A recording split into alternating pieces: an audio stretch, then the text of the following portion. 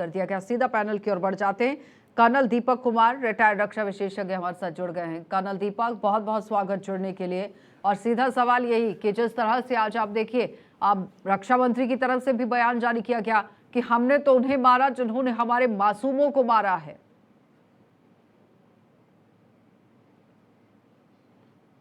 Colonel Deepak ji, कृपया अपना सवाल दोहराइए। राजनाथ सिंह की तरफ से ये कह दिया गया कि हमने तो उन्हें मारा जिन्होंने हमारे मासूमों को मारा है। जी हाँ, ये बिल्कुल ही बहुत हमारा मैच्योर रिस्पांस था ये पाकिस्तान के खिलाफ। और हमने जो है ये साफ तौर पे कह भी दिया उसके बाद में कि हमारा जो ये था, ये टेरर इंफ्रास्ट्रक्चर और टेररिस्ट के खिलाफ था। और जो टेररिस्ट के जो आका बैठे हुए हैं पाकिस्तान में, उनके खिलाफ था हमारा ये जो ऑपरेशन था। ये ना तो पाकिस्तानी सेना के खिलाफ था, ना पाकिस्तान की जनता के खिलाफ था, और ना ही पाकिस्तान के किसी इंफ्रास्ट्रक्चर या किसी इकोनॉमिक टारगेट को हमने टारगेट किया है। तो ये एक हमारा बहुत ही मैच्योर और जिम्मेदाराना जो है ऑपरेशन था, अपने सैनिकों की जो है अपने अपने सिविलियंस की जो है रक्षा के लिए। चलिए कर्नल दीपक, एक एक सवाल है आपसे। एक तो जो ऑपरेशन का नाम सिंदूर रखा गया है, दूसरा जब प्रेस कॉन्फ्रेंस होती है, दो महिला अधिकारी प्रेस कॉन्फ्रेंस को संबोधित करते हैं, इसको आप कैसे को रिलेट करते हैं? ये मेरे ख्याल से आपने बहुत ही उम्दा और सटीक सवाल किया है। मैं बड़ा खुश हूँ, थैंक यू। देखिए, पहला जो आपने कहा कि ऑपरेशन सिंदूर, तो जितने भी मिलिट्री ऑपरेशंस होते हैं उनका नाम रखने में कोई ज्यादा दिमाग नहीं लगाया जाता, कुछ भी नाम रख दिया जाता है। एक रीजन तो उसका होता है कि सिक्योरिटी की वजह से, कि जिससे कि नाम से ये ना पता चले कि ये ऑपरेशन किस लिए है, किस वजह से और कहाँ कैसे किया जाए। तो कई बार मैं भी एक आपको मिसाल दूंगा, बड़ा मतलब आपको हास्यास्पद लगेगा। तो एक ऑपरेशन हमने किया था, तो उसका नाम रखना था कुछ, तो बोला सर नाम क्या होगा इसका? तो मैंने कहा इसका नाम होगा काला तोता। काला कुत्ता मतलब तोता था, काला तोता। काला तोता, ओके ओके। और भारत ने और भी जितने जो युद्ध भी लड़े हैं, जैसे कि ऑपरेशन कैक्टस लिली था, एक चीन के खिलाफ एक हमारा ऑपरेशन था जो है 1987 में, उसका नाम ऑपरेशन फैल्कन था। तो कोई नाम में ज्यादा दिमाग भी नहीं लगाता और उसकी जरूरत भी नहीं थी, बड़े बेरुखे से मतलब नाम, रूखे सूखे से नाम होते हैं। लेकिन ये जो नाम रखा गया, देखिए दिस वाज, मुझे लगता है जिसने भी रखा बड़े शिद्दत के साथ, बड़े पैशन और इमोशन के साथ ये नाम रखा है। को ध्यान में रखते हुए because this was the revenge of the wives of those innocent civilians, who were the victims of terrorism.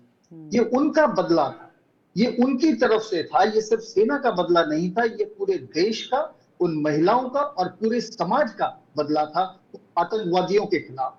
तो ये इससे जो है बढ़िया और इससे उम्दा नाम मेरे ख्याल से हो नहीं सकता था। जो हमारी वैल्यूज हैं, जो फैमिली वैल्यूज हैं, जो हमारी सोसाइटल वैल्यूज हैं, जो इंस्टीट्यूशन ऑफ मैरिज है, उसको रिफ्लेक्ट कर। तो पहली बात तो ये। दूसरा सवाल आपने पूछा कि दो महिलाओं का जो प्रेस कॉन्फ्रेंस में ब्रीफिंग था। जी जी जी, तो महिला अधिकारियों का, देखिए सेना में इस बारे में कोई जो है वो भेदभाव नहीं होता।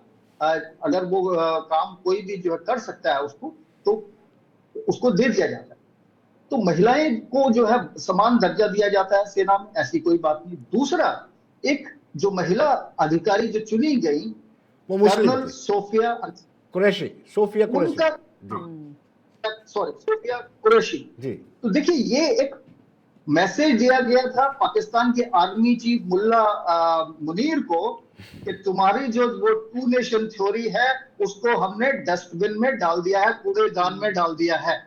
आप देख लीजिए, ये आज का भारत है जहां पर सबको समान अधिकार और समान अपॉर्चुनिटी दी जाती है। और हम जो है अपने किसी भी प्रकार से इस तरीके का धर्म के नाम पर किसी भी प्रकार का भेदभाव नहीं।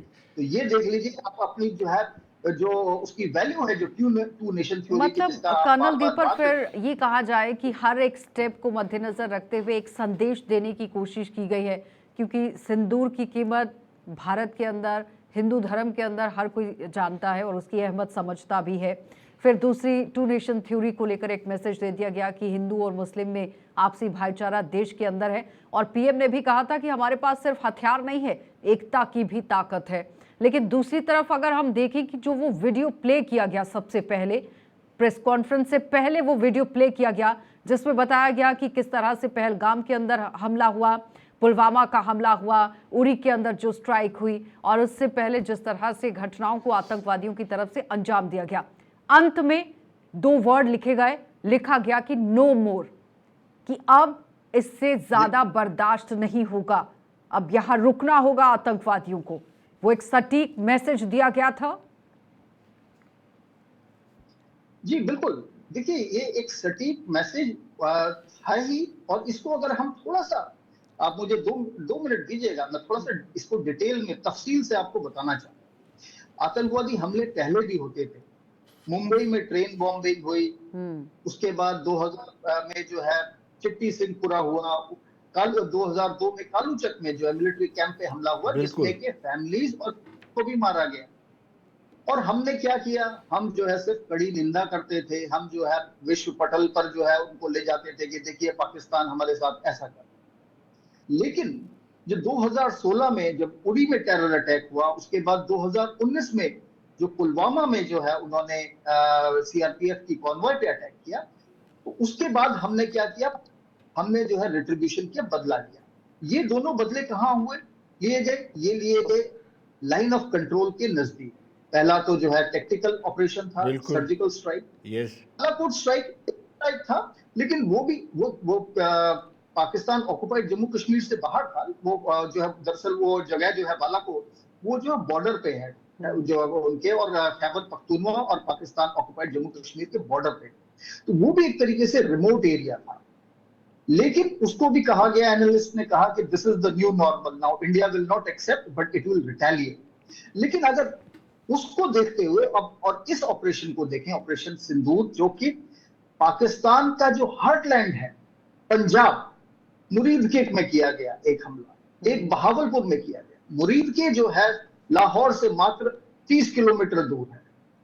बहावलपुर भी जो है एक पंजाब का हार्टलैंड है, वहां पर जो ये हमला किया गया, this I call truly crossing the Rubicon by India, कि इंडिया ने कहा कि चाहे आप कहीं पे भी छुपे, चाहे आप पीओजेके में जाइए, चाहे आप खैबर पख्तूनख्वा में जाइए, चाहे आप पंजाब में भी जाइए, we are ready to get you. जो प्रधानमंत्री ने कहा था, we will find you even from the, we will hunt you down from the end of the earth also।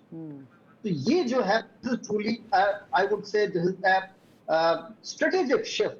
और जो आपने दूसरी बात कही कि जो ये जो मैसेज दिया जा रहा है जो है हर स्टेज पे, देखिए this is all strategic communication, is all about this only. अगर हम स्ट्रेटेजिक कम्युनिकेशन नहीं कर पाएंगे तो मुझे लगेगा कि कहीं ना कहीं हमारे ऑपरेशन में जो है पूरा जो मैसेजिंग होना चाहिए, पॉलिटिकल मैसेजिंग या स्ट्रेटेजिक मैसेजिंग है, वो कहीं ना कहीं रह जाए। तो कर्नल दीपक, सवाल ये उठता है कि ये माकूल जवाब हो गया है कि अभी और बाकी है? 21 कैंप की लिस्ट है, जिसमें से अभी तो 9 ही टारगेट किए हैं। देखिए माकूल जवाब जो है ये कहना, दरअसल मैं इसको इस तरीके से देखता हूं कि भारत ने घोषणा कर दी है अब तो कि ये हो गया, और हम जो है अब इसको डीएस्केलेट कर रहे हैं, इसको बात को आगे नहीं बढ़।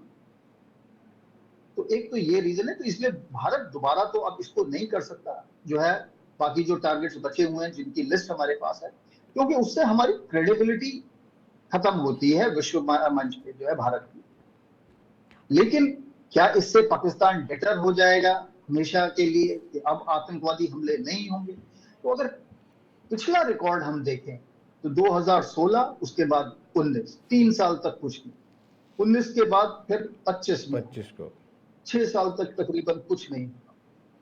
तो ये दरअसल इसका मैं आपको एक बड़ी सिंपल सी एनालॉजी दूंगा, और अगर जो आपके दर्शक हैं जो कर्नल दीपक फौजी रहे हैं, हाँ, वो तो इसको बड़ी अच्छी तरीके से समझेंगे कि अगर कोई नॉर्थ ईस्ट में, भारत के नॉर्थ ईस्ट में जो सर्विस करता है, वहां पे जो है दरअसल जो रहन सहन अब तो बहुत सुधार हो गया, लेकिन जब मैं रहा हूँ वहां पे तो पानी की दिक्कत बहुत थी, पीने का पानी, स्वच्छ पानी।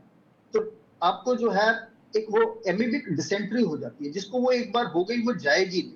ये टेररिज्म भी वैसा ही है। तो एमीबिक डिसेंट्री के लिए हर 1-2 साल में आपको एक कोर्स ऑफ अच्छा कर्नल एंटीबायोटिक्स लेना दीपक, पड़ता है।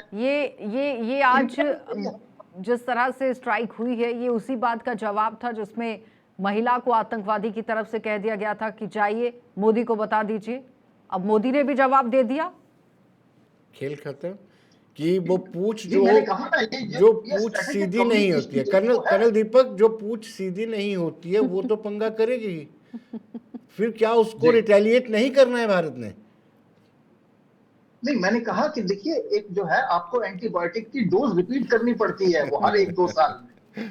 तो वही पाकिस्तान का हाल है। देखिए, आप उनके टेरर इंफ्रास्ट्रक्चर को खत्म कर सकते हैं, लेकिन उस आइडियोलॉजी को कैसे खत्म करें? राइट। उस आइडियोलॉजी को पाकिस्तान में खत्म करने के लिए कोई मुस्तफा कमाल अतातुर्क जैसा जनरल चाहिए, जो कि आज की डेट में मैं चाहूंगा कि हो, वहां पे भी जो है पाकिस्तान में हो, और पाकिस्तान एक जो है प्रोग्रेसिव और जो है उन्नत देश बने, एक पड़ोसी देश बने। लेकिन मुझे लगता है ठीक कि है, ये सिर्फ एक बड़ी हाइपोथेटिकल सी ख्वाहिश होगी, लेकिन ऐसा फिलहाल होने एनएसए वाला की नहीं। तरफ से भी ये कह दिया गया कि अगर दोबारा से रिटेलिएट करने की कोशिश होती है तो फिर उसका भी जवाब पूरे तरीके से दिया जाएगा भारत की तरफ से। बहुत बहुत धन्यवाद कर्नल दीपक जुड़ने के लिए। तो इस वक्त आप देखिए लगातार